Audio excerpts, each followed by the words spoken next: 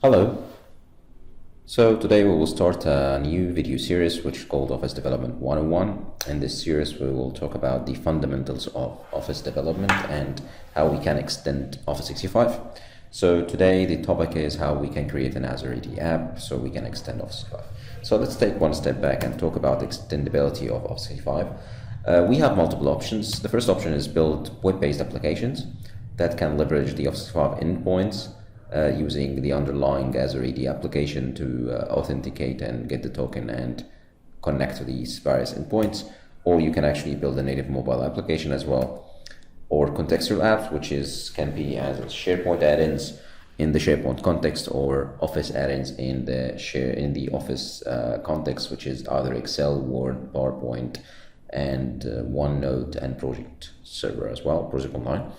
The fourth thing is the conversation-based app, which is building a bot that can actually connect to your Office 65 and connect to your chat clients, either it's Microsoft Teams or Slack or Skype, and then provide access to your Office 65.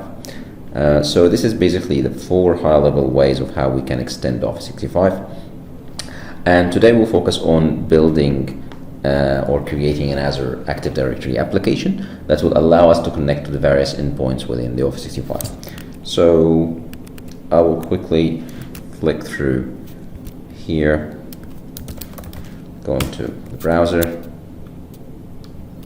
and go into portal.azure.com, and I'm going to log in using my Office 65 credentials.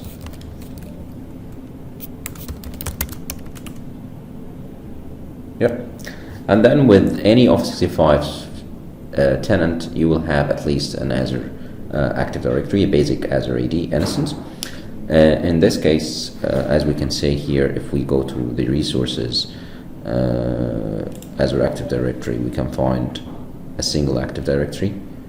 We have here, so I have the users and the groups, and we have the app registers. We can see it's 9. We can click on the applications and we can say, let's add an app. So when you click add an app, you will enter the name of the application, Office Dev 101 test. It's going to be a web application or native, you can choose here, and this is the sign-in URL, which can be changed later. Let's put a local host in here and create. So this is the new experience. If you go to the old portal, which is managed to windowsazure.com, you will find a different experience. So this is the one we just created. If you just click on it, you will find a lot of other settings. So if I click on settings, you can see the properties in here, which give you the application ID. You can also see this multi-tenant. It's no. What does multi-tenant means? Multi-tenant means other Office 65 tenants can use this application. So for example, if you're building an application that will provide a new user experience to how to book a meetings in a more intuitive way, and you want to publish it, and for other people that they have Office 65 they can use, you need to switch this back to yes. So no, if you're building an application for your own tenant only. And the reply URLs, which basically we have one here. You can have one for development and another one for production as well, which is an accepted URLs. You have the owners, and here the most important thing, which is the permissions. So within the permissions, we can see that by default you will have a single delegate permissions, which is the app need to access, sign in, and read user profile. This is the one, as you know, when you create the app, it's been ticked for you by default. You can see is what is required admin consent. If you click add here in the required permission, you can select API from various APIs. These various APIs can be two different APIs. One is the application that is created by Microsoft, like these, which is Microsoft Graph, Office 65 Endpoint, and OneNote, or it can actually be a different application, which is you can say Office Dev. As you can see, as you can search all these applications, even a custom application. So I can't choose an API that is actually the same application itself, but we have a different application in this Azure AD, which is called Office Dev 101, which is I can select. So there's heaps of applications in here. You can say it's Yammer if I want to connect to Yammer. So let's choose Microsoft Graph and select Microsoft Graph using this button in here, and then once you select it, you can actually choose which permission you need. In the permissions, we can see there's an application permission and it's delegated permission. Delegate permission is basically will access the resource as the user. The application permission doesn't need an online access. It can run in a service in the background. So if you have, for example, a document ID generator for SharePoint and it requires, it runs as a service, it reads a request from a storage queue in Azure, it can run as a application permission. So everything runs in the background, doesn't actually have the user interaction, doesn't actually access the things as the user, will be run as an application permission. Anything else would be run as delegate permission. When you acquire the token, access token, you will actually use different methods because it's different ways to acquire the application permission token and the delegated permission token. So if we go back to the different UI, which is the old Azure UI, which is more, I'm more familiar with the old Azure AD UI. As you can see here from the resources, you can find only Active Directory, and you can see this is my AD. You can go to the application right away, and you can see here the application that the company use, which all of the application that I've created and all the application I'm using from Microsoft. You can filter that the application my company use, which is only the custom application in here, which is these things, and this is the one we just created. You can actually go and configure right away. Also, you will have the ability to update the logo.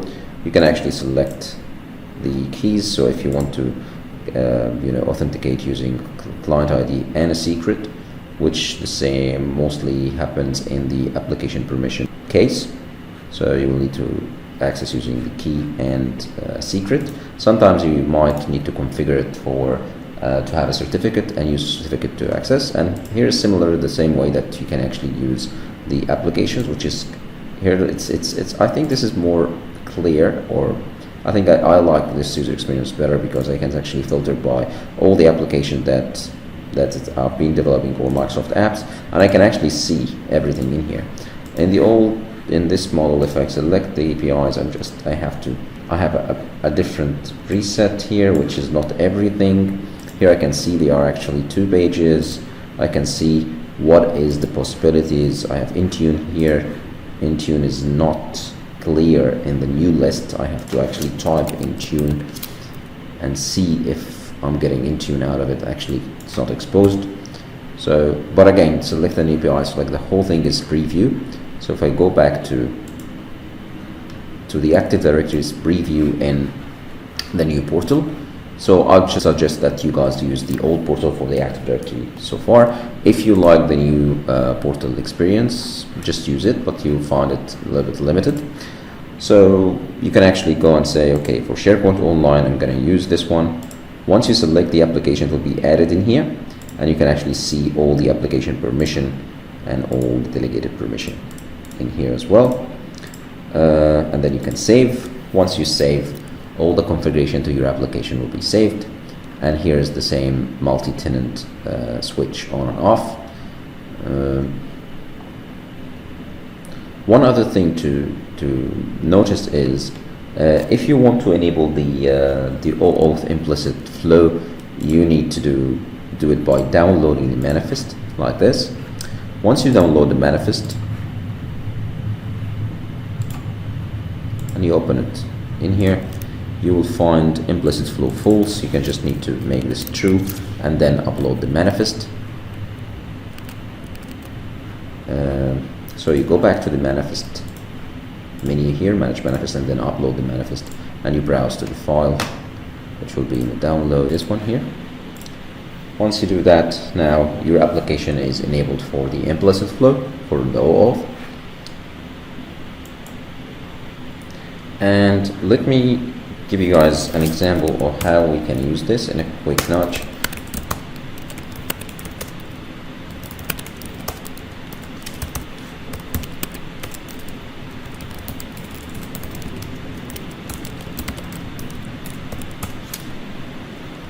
So I'm running a local application here on port 9090, which basically connects to a specific Azure AD application, which has this client ID. If I flick back to my Azure AD and I go to Microsoft Graph Console, which is this one, this application basically, with this client ID, so I'm connecting to this one.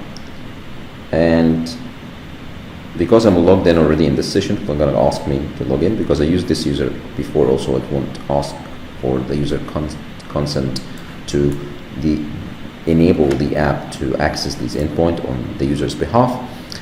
And basically this app is connecting to Microsoft Graph and SharePoint to get user messages, user files, and content from SharePoint in here, as we can see. So this is my files from OneDrive, this is my news items from SharePoint, and this is my messages from my Exchange. So basically this is an example. Next time we will go through how to build a similar application, which is a standalone application that connects and utilizes all the Office 365 endpoints in one place. And apart from that, yeah, I think that's pretty much it for this time, and we will continue next time on how to build this standalone experience connecting to an Azure AD application. Thank you for being with us, and cheers, bye-bye.